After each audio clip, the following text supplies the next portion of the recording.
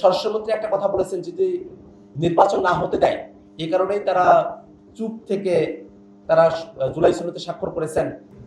সরকার যখন সংবিধান সংস্কার পরিষদের শপথ গ্রহণ করল না এবং গণভোটের রায়ের বিপক্ষে যখন অবস্থান গ্রহণ করলেন, তখন আমরা বারংবার এই কথা বলেছি যে আপনারাই তো সংস্কারের পক্ষে, গণভোটের পক্ষে, হ্যায়ের জন্য আপনারা ক্যাম্পেইন করেছেন।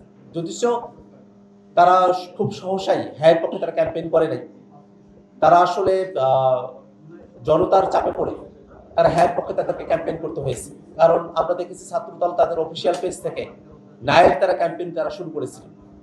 এখানে স্বরাষ্ট্রমন্ত্রী একটা কথা বলেছেন, যদি নির্বাচন না হতে দেয় এই কারণেই তারা চুপ থেকে তারা জুলাই সনদে স্বাক্ষর করেছেন বা তারা আসলে গণভোটের পক্ষে তারা হ্যান্ড ক্যাম্পেইন করেছেন।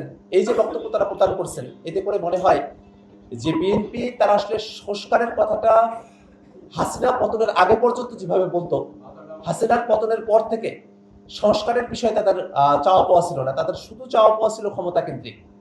তো এই ক্ষমতা কেন্দ্রিক চাওয়া পাওয়ার বলের মধ্যে যখন তারা পড়ে গেছেন, তখন সংস্কারের বিষয়গুলোকে তাদের কাছে চাপি মনে হয়েছে। তারা আসলে নিজের ইচ্ছাতে সংস্কারের পন্থী একটা অবস্থানে তারা ছিলেন, এটা কিন্তু তাদের বক্তব্যের মধ্য দিয়ে আর প্রমাণিত হয় না।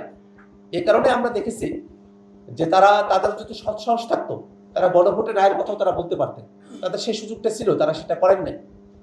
এটা আসলে জনগণের সাথে একটা লুকোচুরি করা।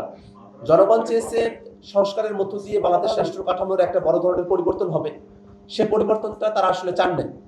যদি তারা চাইতেন, তারা সংস্কারের বিষয়বস্তুগুলো নিয়ে তারা আলোচনা করতে পারতেন। তারা যে কথাটা বলছেন, চাপে পড়ে তারা একমত হয়েছেন, কোন বিষয়গুলোতে তারা একমত হলেন সেটা এখন দেখার বিষয়। এমন কোনো বিষয়ে কি বিএনপি একমত হয়েছে যে বিষয়গুলো দেশ এবং জাতির জন্য খারাপ বা মন্দ? বিষয়টা তো এমন নয়।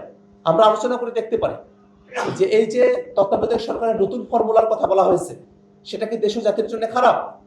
উচ্চকক্ষ ভোটের পিয়ার অনুযায়ী গঠন করা হবে, এটা কি জাতির জন্য বন্ধ হতে পারে?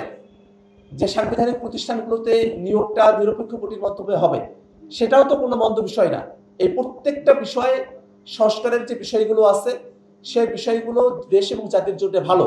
হ্যাঁ, এটা সত্য, যারা দেশকে ফেসিবাদী কায়দায় চালাতে চায়, যারা দেশকে স্বৈরতান্ত্রিক জায়গায় পরিচালিত করতে চায়, যারা দেশের ক্ষমতাকে কুক্ষিগত করে রাখতে চায়, তাদের জন্য এই বিষয়গুলো খারাপ হতে পারে। কিন্তু ওভারঅলি দেশের জন্য এই জিনিসগুলো ভালো। আমরা সেই বিষয়গুলো নিয়েও তাদের সঙ্গে আলোচনা করতে পারি। ঐক্যমত্য কমিশনে আমরা দিনের পর দিন এই বিষয়গুলো নিয়ে আলোচনা করেছি।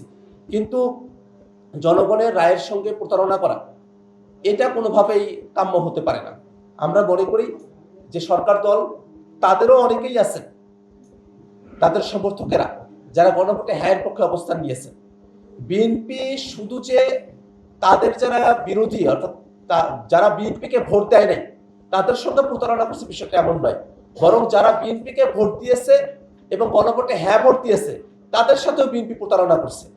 এই যে নিজের অনুসারীদের সঙ্গে প্রতারণা করা, এইটা কোনো একটা দলের জন্য নৈতিক অবস্থান হতে পারে না বলেই আমরা মনে করি।